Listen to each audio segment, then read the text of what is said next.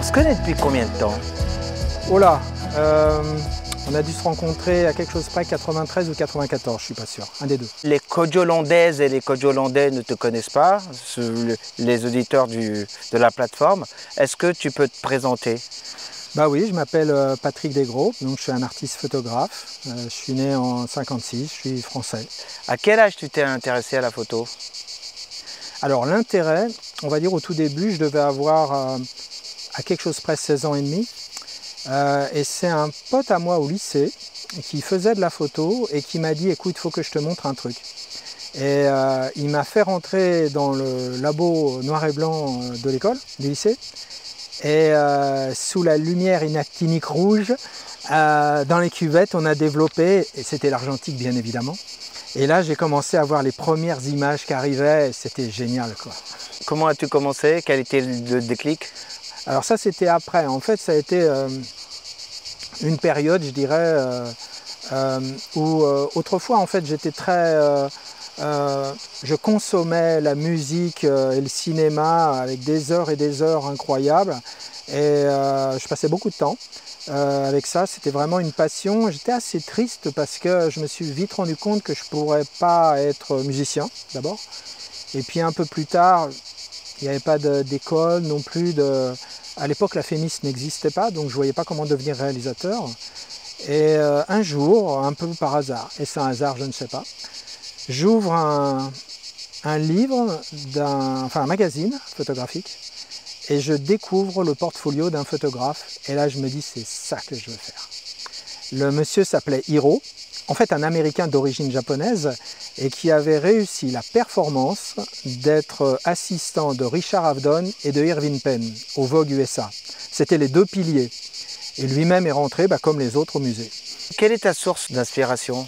Il y a plusieurs époques. Autrefois, c'était beaucoup la musique, justement, surtout dans les débuts, ou peut-être pendant une quinzaine d'années. La musique, ça tournait en boucle. Et je tirais mon inspiration de ça, en même temps que pour le cinéma, et on parlera des gens auxquels je fais référence. Maintenant, mon travail, depuis quelques années, depuis 4-5 ans, est devenu beaucoup plus conceptuel, plus contemporain. De ce fait, il y a beaucoup de silence. Pas toujours, pas que, mais il y en a pas mal. Et de ce fait, mon inspiration, elle peut venir aussi d'autres artistes, je dirais, des plasticiens, sur des choses très différentes de la photo, finalement. Tu dois certainement avoir des photographes qui t'ont influencé plutôt que d'autres. Alors si on parle de références, je vais parler des références. Les photographes en font partie, mais il n'y a pas que ça. Donc les photographes, le premier, ce sera évidemment le maître Irving Penn, et puis Annie Leibovitch, après Ansel Adams aussi, dans ceux qui m'ont plus marqué, parce qu'il y en a beaucoup d'autres que j'aime beaucoup. Mais on ne peut pas séparer mon influence des gens qui m'ont marqué avec les peintres. Donc je pense notamment à Rembrandt, à Turner, à qui je pourrais citer, Dali, Gaspard Friedrich, Zhaouyki, des cinéastes. Je suis très marqué par le cinéma. Donc là, il y a deux grands bonhommes à mes yeux, c'est Stanley Kubrick et David Lynch. Et après, dans la musique, il y en a, mais il y en a beaucoup. Donc, s'il faut faire vite, je dirais Peter Gabriel et tous les gens qui ont travaillé un peu autour de ça. Maintenant, si je suis très objectif, il y a un truc qui m'a vraiment marqué, j'avais peut-être 14 ans, et j'entends Star Spangled Banner de Jimi Hendrix, et là je me dis, c'est un choc, vraiment un choc très très violent, et je me dis finalement que la musique, c'est un art, que la guitare n'est plus un instrument et que l'art devient un cri. Donc ça a été très marquant. Après, le choc que j'ai eu après Hendrix, ça a été King Crimson.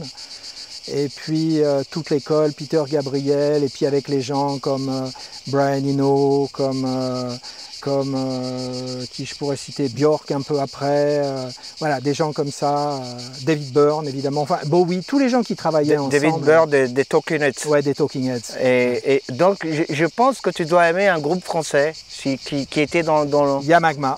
le seul groupe dont j'ai été vraiment fan et que j'ai vu un grand nombre de fois, toutes les formations avec Jenny Top, Didier Lockwood, Francis Paganotti, Mose, ouais, le seul groupe pour moi français international extrêmement talentueux.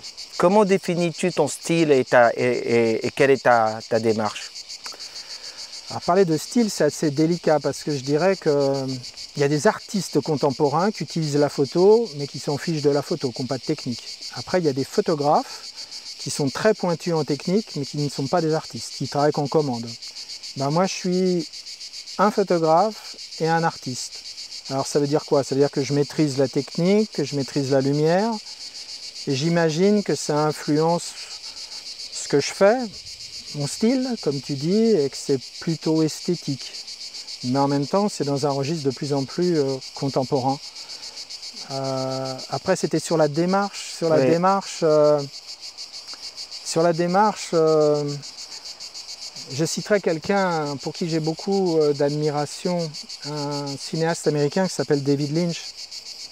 J'ai vu un reportage il y a quelque temps sur lui et c'était l'avant Mulholland Drive qui a mis 1 an et demi avant de commencer à se tourner, si bien qu'au bout du compte, la veille du tournage, il était sec, il n'avait pas une seule idée.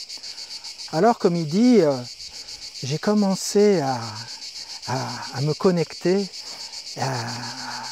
et j'ai eu une idée, et puis après une deuxième, et puis après ça s'est enfilé comme un collier de perles. Ben, j'ai au moins un point commun avec cet homme que j'admire énormément, c'est que moi c'est pareil, j'ai pas l'impression de créer en fait. Moi je me mets en connexion avec je ne sais trop quoi ou qui, et on me dit des choses, on me montre des choses. Après mon travail c'est d'essayer de les structurer, de les ordonner, et puis de trouver des moyens techniques qui parfois me prennent des mois et des mois pour arriver à matérialiser ce que j'ai vu ou ce qu'on m'a dit. Et actuellement, est-ce que tu t'identifies à un courant d'art? Actuellement non, mais avant oui. C'est-à-dire que toute la partie des paysages, en fait je travaillais, donc c'était à l'époque de l'argentique, donc je faisais des photos à la chambre 4-5 inches, donc là c'était vraiment dans la lignée des grands maîtres dont Ansel Adams a été le premier. Je faisais 1 ou 2 photos par jour, j'attendais la nuit pour décharger les châssis, remettre des plans films et après repartir et avec la possibilité de déclencher 2 fois dans une journée. C'était une autre époque. Donc art, école d'art, as-tu fait une école d'art? Non, j'ai pas fait une école d'art. En fait, j'ai appris tout en l'aspect technique. En autodidacte? En autodidacte, en regardant les cours de BTS. Et puis après, je suis rentré dans un labo studio à Neuilly quand j'ai démarré mon travail. Et là, j'ai tout appris. C'était génial. Donc j'ai fait beaucoup de choses, de la mode, de l'architecture, du reportage, beaucoup de choses. Et j'ai l'impression que maintenant, j'avance avec plus de liberté. Et j'ai l'impression de ne plus faire partie d'aucune école. Et du coup, je ne sais jamais ce que valent mes photos. C'est-à-dire que moi, je sais si ça me plaît ou pas, très vite. Mais c'est après une sorte d'inquiétude. C'est-à-dire qu'après, je montre toujours à ma femme et à mon agent, qui est une femme également, et qui me dit c'est bien, c'est pas bien. Parce que par exemple, là, j'ai plus été influencé par des artistes plasticiens ou des sculpteurs que par des photographes. Que veux-tu exprimer dans ton travail et puis quel est le message?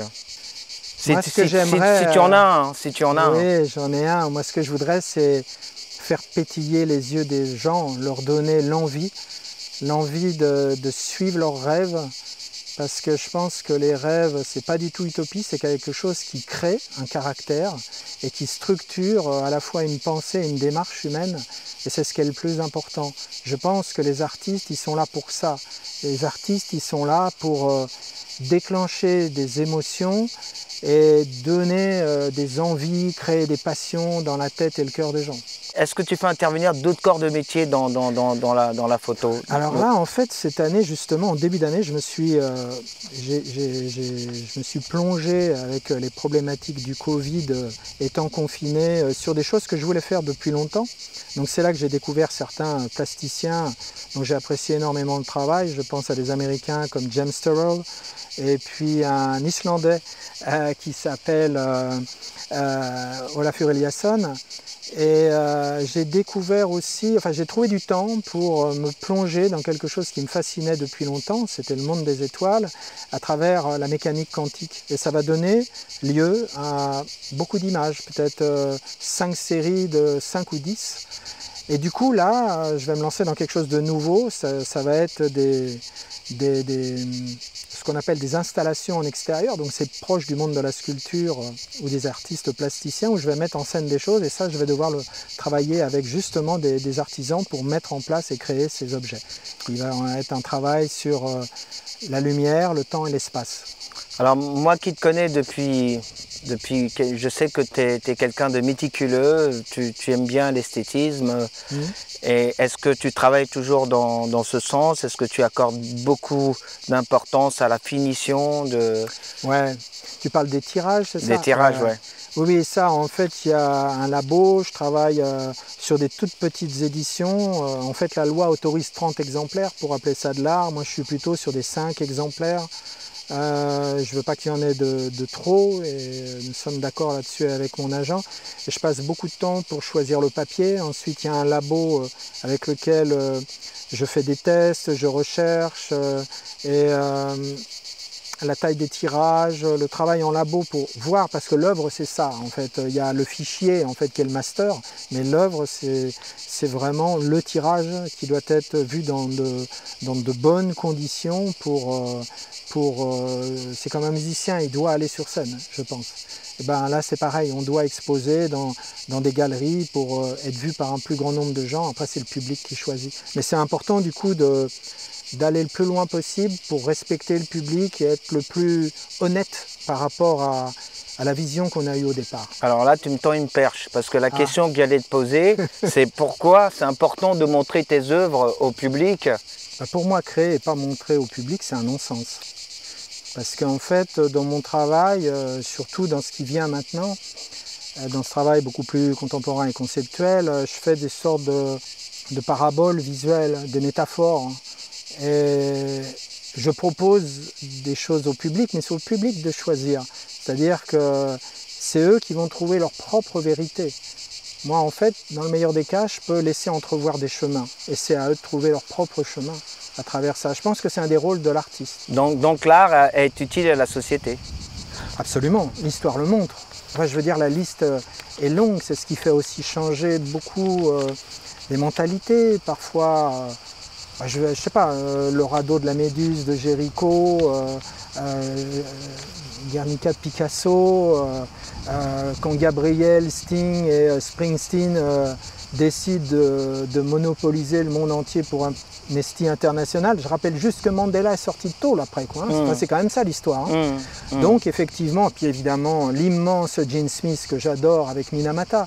Dans tout, que ce soit du reportage, de la création pure, que ce soit de la musique, du cinéma, tout fait bouger les choses. Et je pense que les artistes se doivent d'être d'abord sincères et après de développer de l'énergie. Il y a beaucoup d'énergie et d'amour qui doivent être donnés là-dedans. Et l'émotion c'est ça qui va faire bouger les choses. Parce que le monde va mal, il y a beaucoup de problèmes.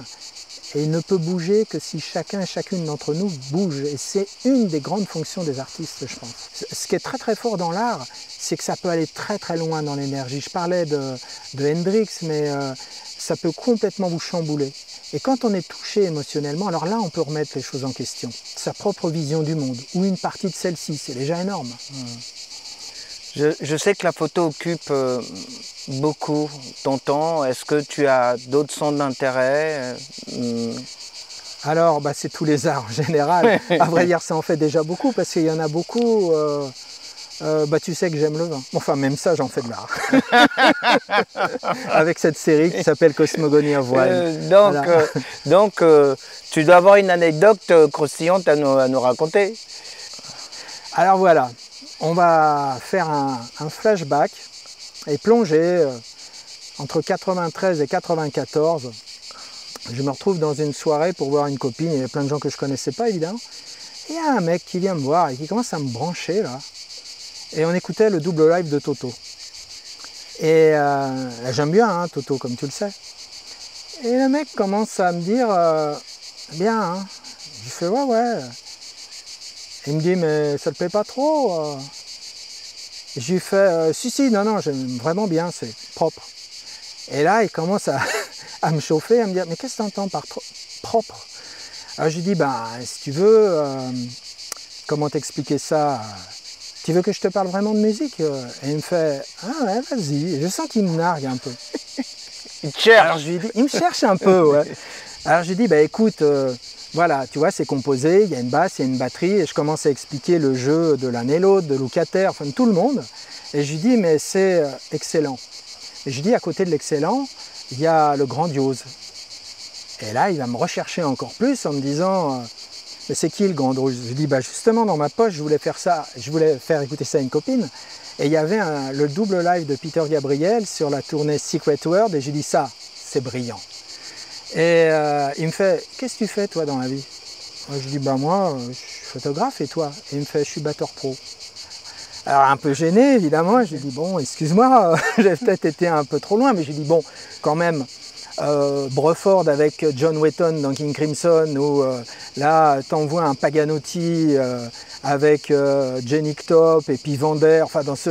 Et il me dit, bon, toi, je joue en ce moment avec un mec qui s'appelle Brice, qui appelle, il faut que je te le branche parce que c'était le premier à me casser les couilles autant avec Peter Gabriel, et une semaine après on se rencontrait. Énorme, énorme. Je savais pas qu'il était batteur. Excellent, excellent. Voilà. Alors, on arrive à la fin de l'interview, Patrick. Est-ce que tu pourrais nous dire un mot pour conclure? Battez-vous pour vos rêves. Après, travaillez, bossez, apprenez et travaillez sans relâche.